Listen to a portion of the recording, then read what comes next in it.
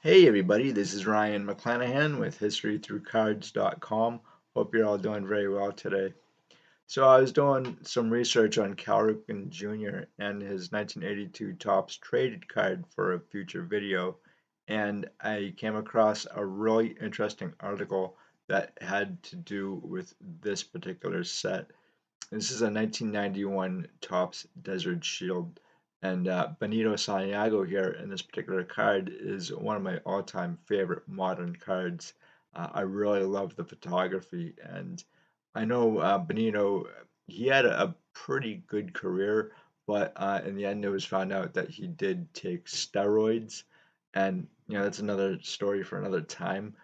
But this particular card and this particular set, I think, is going to go down as one of the more historic sets of the junk wax era. And I've actually tried to do my best in recent videos and future videos to kind of peel away some of the layers of the junk wax era and kind of reveal it for what it really is. I think the moniker junk wax is not entirely accurate. Now, they did actually print a lot of cards in the 1980s, 1970s, and 1990s, but this isn't one of those sets. From what I've heard, is that only 4,000 sets were issued for Kuwait, and less than 2,000 actually made it back. And that's because the soldiers who were leaving, I believe it was on February 28th, was the end of the first Gulf War in 1991. They left in February 28th and they couldn't take anything with them. And so, whatever they had, any sets that they had to burn in barrels and just hightail it out. They left everything behind. And whatever we have is basically what we have here.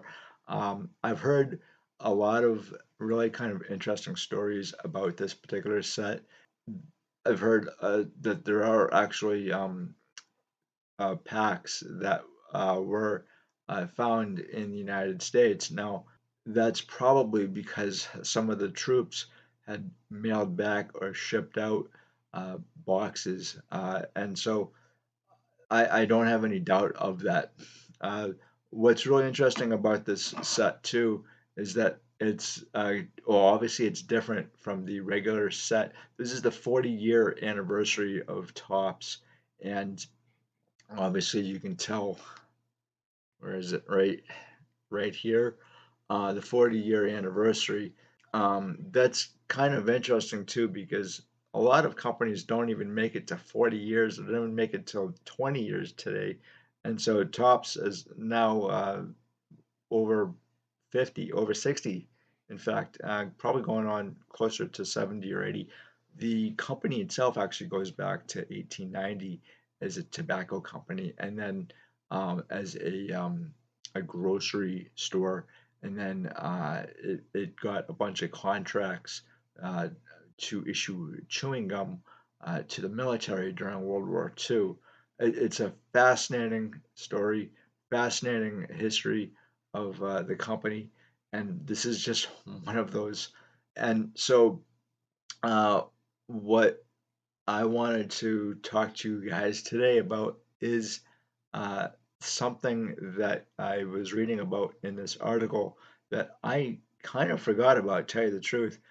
I never saw these as a kid. I never did. It was only afterwards I heard about them, and this is actually a very popular set. There's again complete sets out there. One I think sold for 175 to $180,000 a couple of years ago. But this is really fantastic, and I wanted to share it with you today and get your opinion. So stick around. This is from the Journal News, October 20th, 1991, White Plains, New York. Desert Shield forgeries. Sooner or later, it had to happen.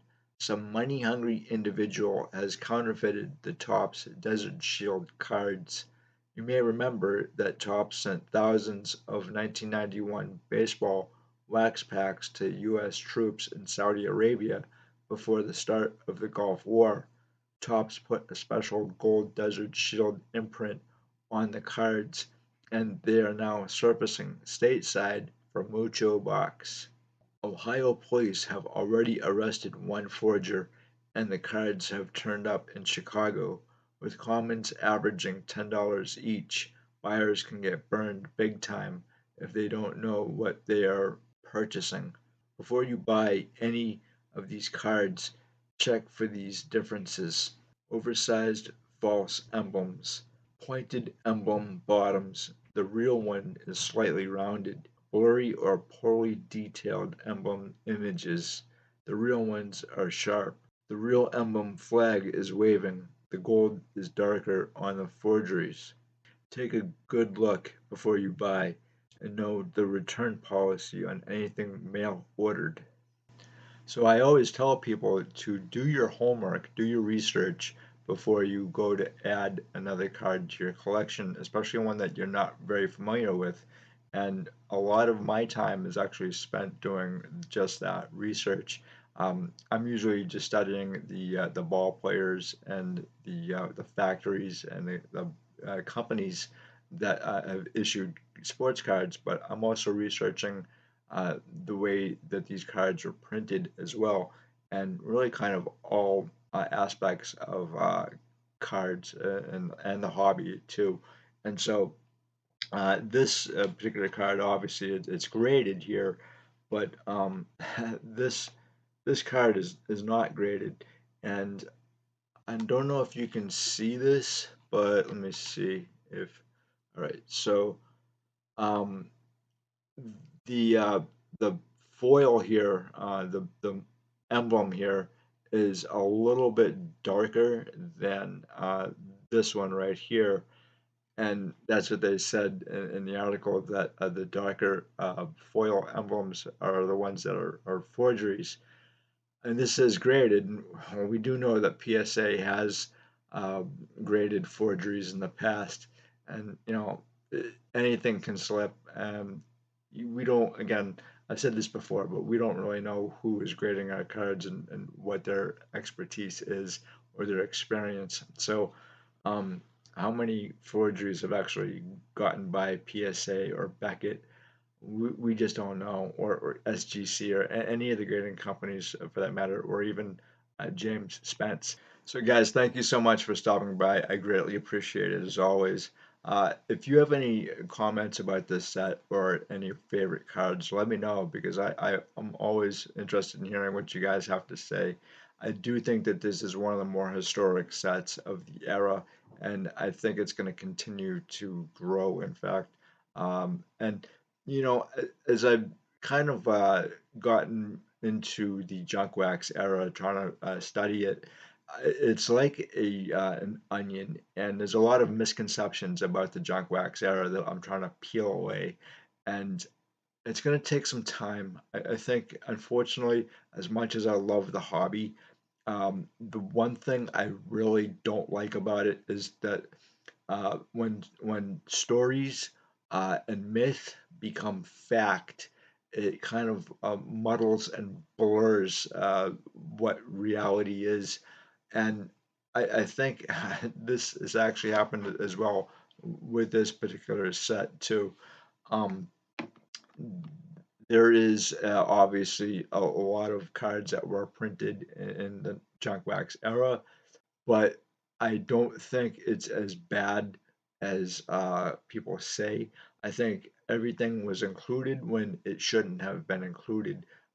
Obviously, the 1991 Topps Desert Shield set is set differently than other cards and sets of the era. It's a different feeling altogether, because you are dealing with not just a card set, but with a war as well. And that's kind of rare. You don't really see that often. As I've actually kind of discovered that Topps really was the culprit of the junk wax era. They just printed everything to the moon. and with a little regard to collectors. In fact, I hate to say this because again, Topps was really kind of one of the founding members, if you will, of the modern hobby. Um, but at the same time, they really let their greed get the best of them, while Don Russ and Flair kind of held back. And you see this in the population reports as well. Um, I said before in prior videos that Don Russ and Flair, they only printed as many cards as they sold the previous years, from like 1983 through 1987, while Topps produced probably, as one article I read said, maybe a million cards per player in 1986, and especially in 1987, 88, 89, 90. Um, their their Tiffany sets are a little bit different. In fact, I don't have any Topps Tiffany sets or cards. I did see a few when I was a kid, but I couldn't touch those with a 10-foot pole. Anyway, again, guys, thank you so much for stopping by. I greatly appreciate it as always. And I'd always love to hear what you guys have to say about this particular set or the players. If you have any favorite cards, let me know. I always want to hear. So, again, guys, I will talk to you later and have a good one. Bye.